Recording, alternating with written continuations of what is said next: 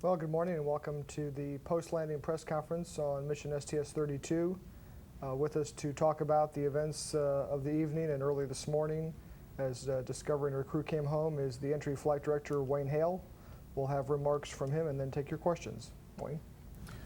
Well, good morning, everybody. Here it is early in the morning, and we're very happy to have a successful completion to this 82nd flight of the shuttle program and have the Discovery back at her home base, Kennedy Space Center in Florida.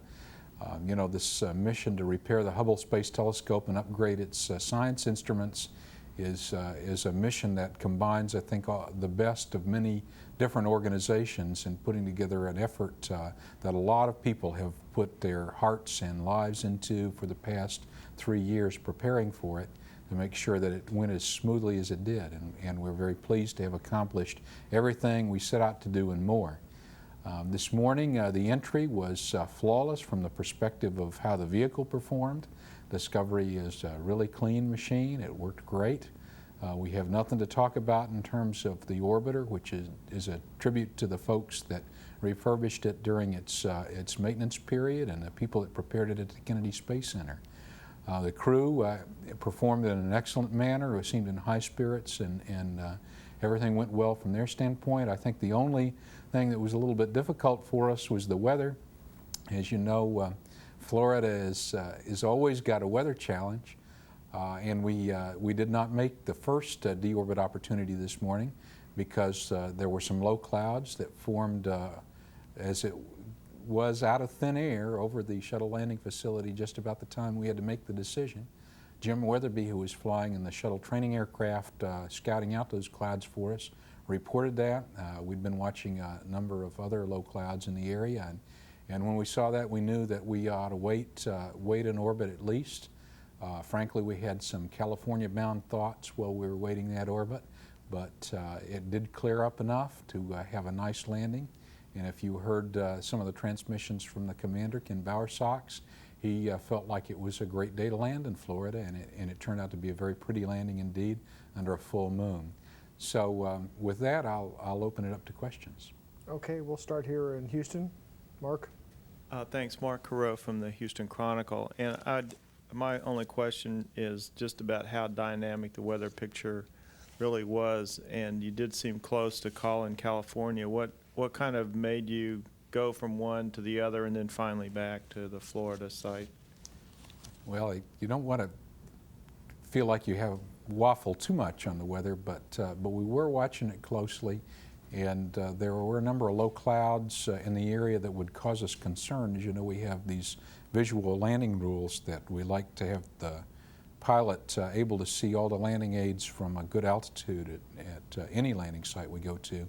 And low clouds in Florida with the moisture and the low levels of the atmosphere was something that we knew from the forecast from 3 or 4 days ago on in was something that we were going to fight, and fight it we did.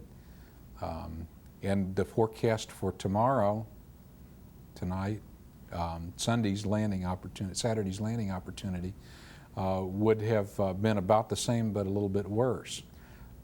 California, as you know, the Edwards Air Force Complex doesn't have that kind of problem. It has wind kind of problems, so you might leave the clouds behind, but you're going to have to fight the winds. And so there's always something to work on and talk about when you're talking about the weather. Okay, that's all the questions we have here at JSC. We'll switch now to the Kennedy Space Center and take questions there. This is Seth Bornstein from the Orlando Sentinel. It looked, looking at the landing replays and actually the landing live on the television, that Discovery came in far to the right, almost completely to the right of the center line. Is that an optical illusion? Was it a problem? Was it a concern? I know at wheel stop he was back on the center line. Can you tell us what happened there? Frankly, I didn't detect that, and it may be, but I just didn't detect it. He was well within the parameters we normally worry about. You know, we have one of the widest runways in the world at the shuttle landing facility, and one of the things you also have to remember is those new centerline lights, which are probably what you're looking at, are not exactly on the center line. They are off to one side, and that may have been what you were looking at. So I'll have to go back and look at the video, but no, I don't have an explanation for that.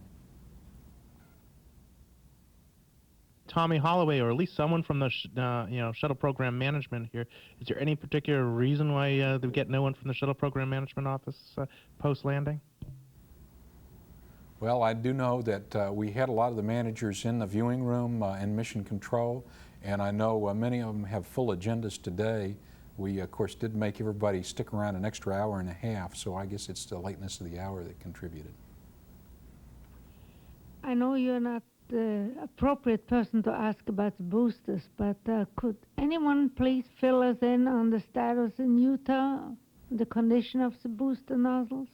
The report that was that came out to the management team actually several days ago is that the preliminary inspections at Hangar AF there in Kennedy Space Center were very good, and there were no pockets observed in the nozzles of the boosters for 82.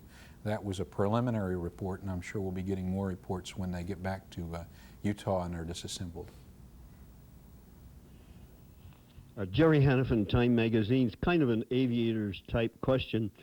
It did seem to take a long time before you guys decided it would be 1-5 or 3-3, and finally I think obviously the correct decision was made, because the wind was right down the runway, right down.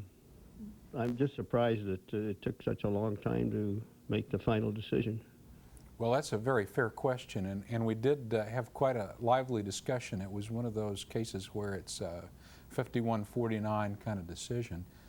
Normally, of course, you like to land any airplane into the wind, and that's what we finally wound up doing, landing on runway 15.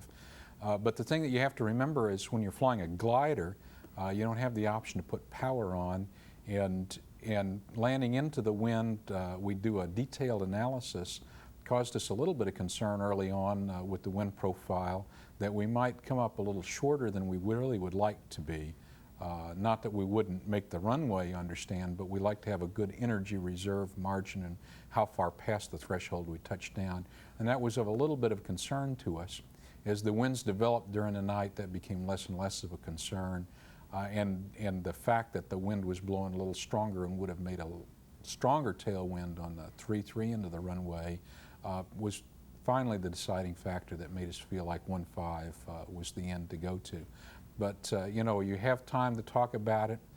It is not a real clear-cut decision, so you weigh all the evidence and do all the analysis and wait until you have all the pieces of fact in to make that decision. Hey, thank you. Todd Halverson of Florida Today. Wayne, I was just curious as to how much that glare in the full moon, as well as the commander's view out either the left or right side windows, had to do with your runway selection. Well, if none at all. You know, I know Ken was pulling our leg, because we have talked a lot in the last couple of years about sun glare and landing with the sun in front of or behind the orbiter, and the condition of the windows, whether they've got some of the film from the SRB SEP motors or what on them. And so nowadays we make it a very standard practice to land with the sun actually behind the commander if you're landing in the daytime. Of course, we're landing it tonight, and there was a full moon out, so that I think Ken was pulling our leg a little bit about having moon glare on the windows. It did not play into our decision at all. Okay, that's the last question at Kennedy. None of the other NASA centers are participating this morning. So I understand the crew is out of the vehicle, so we will resume our coverage out at the runway. Thank you very much.